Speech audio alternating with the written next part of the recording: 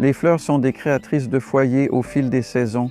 Un petit aperçu pour vous montrer ce que nous pouvons cultiver ici, dans ce climat océanique tempéré doux, qui n'est pas toujours idéal pour les fleurs. Il peut faire assez humide et ce n'est pas très bon pour les pétales. Mais d'un autre côté, nous pouvons aussi avoir de belles périodes de temps sec. Et comme il fait doux, la saison de floraison est assez longue. Et là, c'est le printemps. Nous sommes donc au milieu du printemps maintenant. 3e et 4e semaine d'avril. 4 semaines de temps sec, les 2 dernières bien ensoleillées.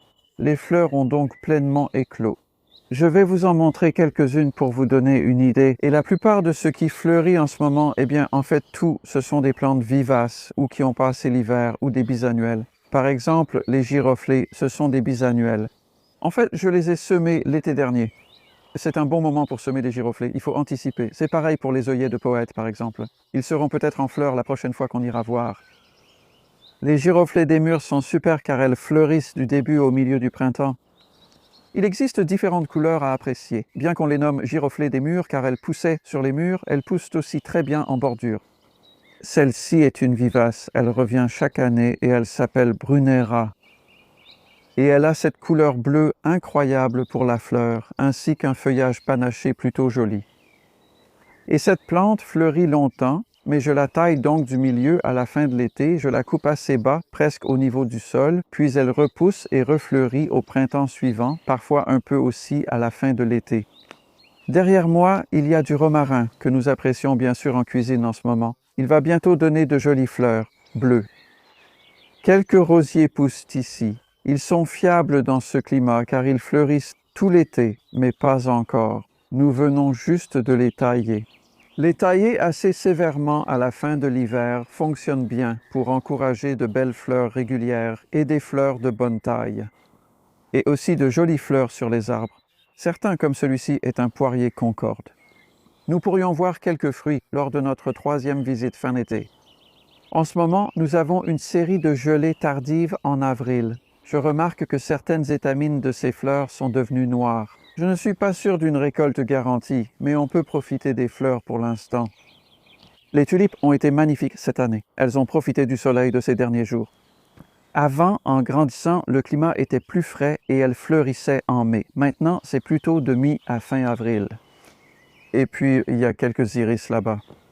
Il y a de la pulmonaire qui est vraiment facile à cultiver et qui se ressème énormément. Donc, ce que je fais avec ça, c'est que je la coupe presque au niveau du sol dès qu'elle a fini de fleurir. Je ne veux plus qu'elle se ressème. Elle envahirait tout le jardin. En observant autour, on trouve un vaste choix de plantes que nous verrons plus en détail la prochaine fois, comme la lavande ou de petits buissons. Et derrière moi, je dois juste mentionner le myosotis, qui encore une fois s'est ressemé tout seul. Vous savez, il pousse tout seul. Mais moi, je vais l'arracher avant qu'il ne laisse tomber trop de graines. Mais ça pousse sur le gravier là-bas. Il y a un peu de gravier autour de la maison. Donc, c'est un bel exemple de la façon dont les fleurs peuvent embellir votre environnement sans prêter trop d'attention au sol. Mais ça, à part ça, c'est de la culture sans bêchage et on va aussi regarder autour du jardin dans les 2 prochaines séquences et voir les fleurs qui poussent avec les légumes dans les mêmes plates-bandes.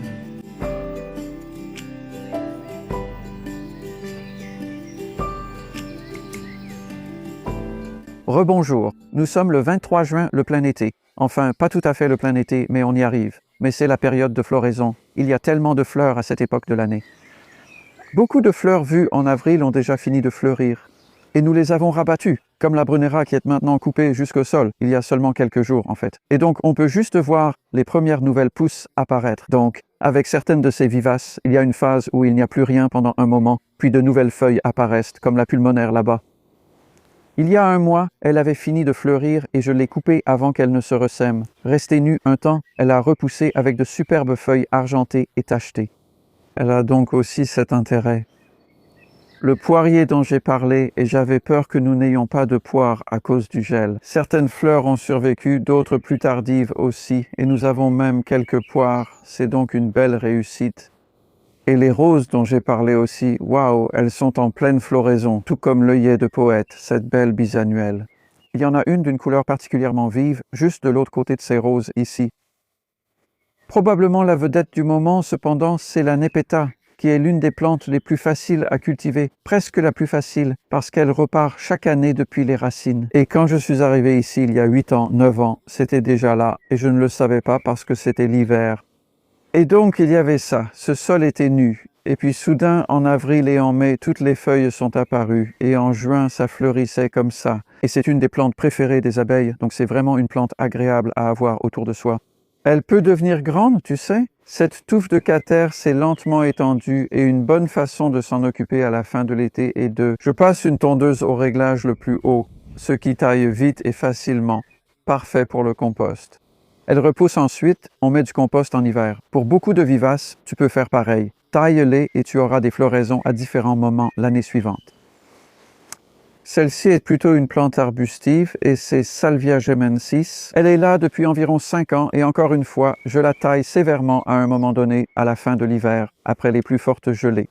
Et elle a l'air morte pendant un certain temps. En fait, celle-ci avait vraiment l'air morte pendant un bon moment et j'avais peur qu'elle le soit. Et puis, quand il a commencé à faire plus chaud en mai, soudainement de nouvelles pousses sont apparues. J'ai même réussi à en faire une bouture.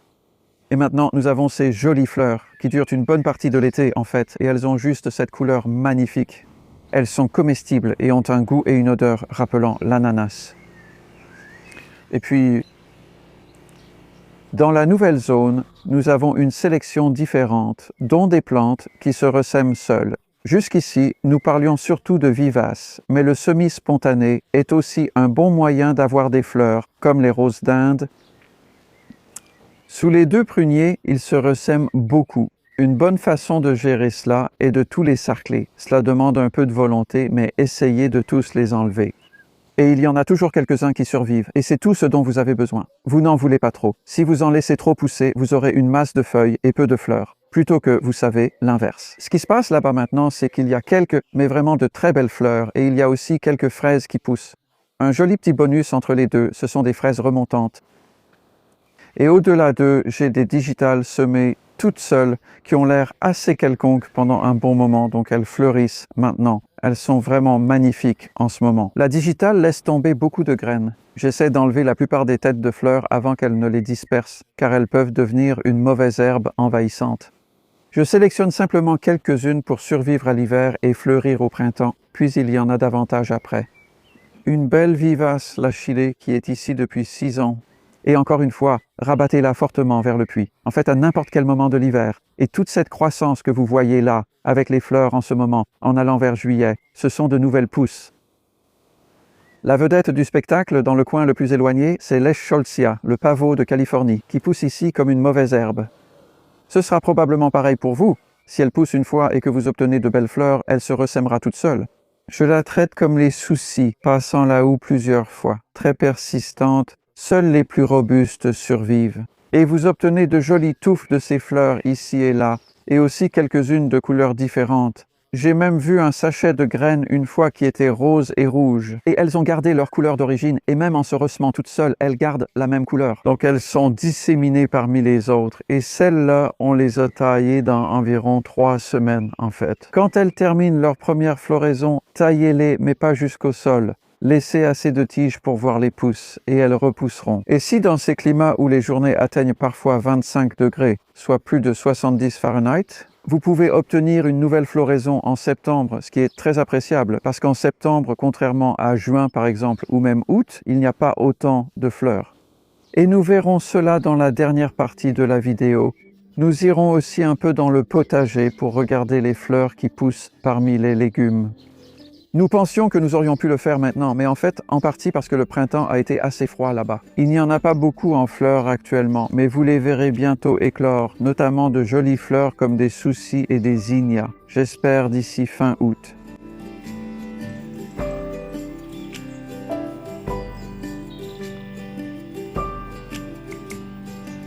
Le temps a passé seulement 8 semaines et regardez ce qui s'est passé en 8 semaines. C'est phénoménal la croissance observée ces 2 derniers mois, surtout pour les fleurs sensibles au gel qui... On ne peut pas semer ou cultiver trop tôt. Donc, comme les zinnias, le bon moment pour les tournesols.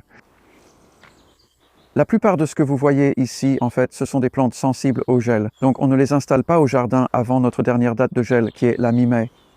Et elles sortent dans la seconde moitié de mai, principalement, ce qui veut dire qu'elles sortent au bon moment. Elles s'installent, prennent racine, pour ainsi dire, avant que l'été ne commence vraiment, et ensuite elles explosent. Et cela les aide à résister aux limaces, car les limaces peuvent être un vrai problème pour certaines de ces fleurs. Avec ces zinnias, par exemple, les planter au bon moment vous aidera. Une plante vigoureuse avec un bon système racinaire est moins vulnérable ou attirante pour les limaces, selon mon expérience.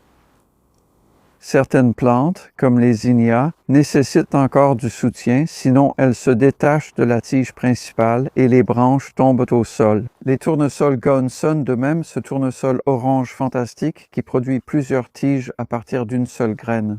Vous obtenez de nombreuses fleurs et pouvez continuer à les couper, ou choisir de ne pas les ramener chez vous. Supprimez les fleurs fanées une fois les pétales tombés, sauf si vous souhaitez récolter les graines.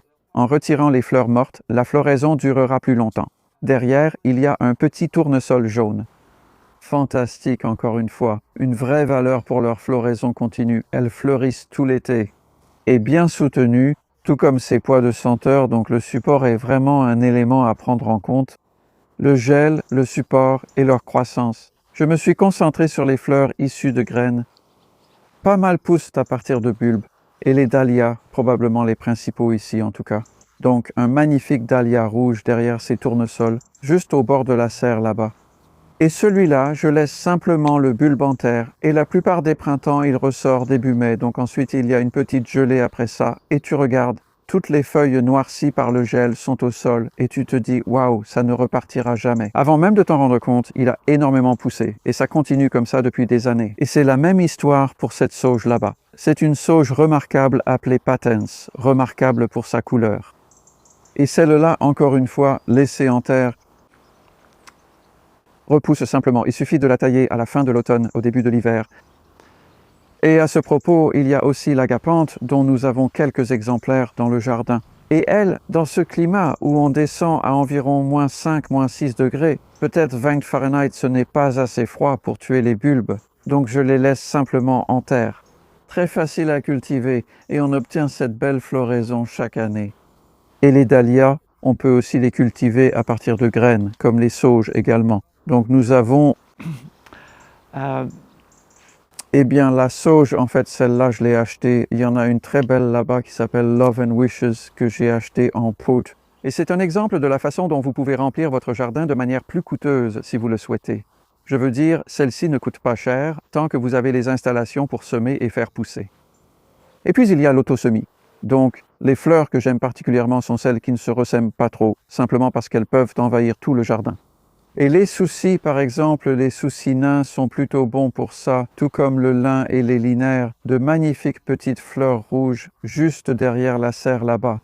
Donc, vous avez beaucoup de choix. Et puis, celles qui se ressèment beaucoup sont les cosmos. Je les ai donc mises là-bas sous les pommiers, ou plutôt je les laisse pousser là-bas, devrais-je dire. Nous ne les replante plus maintenant. Tout simplement, comme je l'ai dit pour ces scots, vous les binez vigoureusement et vous enlevez la plupart avec la binette au début du printemps, puis vous laissez les plus robustes qui survivent devenir vos plantes à fleurs. Même chose pour l'Eschscholzia que j'ai évoqué précédemment. Nous l'avons coupée début juillet après l'avoir maintenue. Puis taillée, elle refleurit maintenant. 2 floraisons pour celle-ci. Je termine en mentionnant une fleur extraordinaire que je cultive en bordure. Elle se ressème toute seule, donc Leonotis nepetifolia a simplement ces sortes d'étages étonnants de bourgeons avec de petits pétales oranges qui ne durent pas très longtemps, mais c'est vraiment une plante très remarquable. Et c'est un exemple du plaisir que l'on peut avoir avec les fleurs. Parcourez un catalogue, voyez ce qui vous plaît et lancez-vous. Mais en respectant toujours leurs besoins climatiques et en les adaptant surtout au calendrier des gelées de votre région.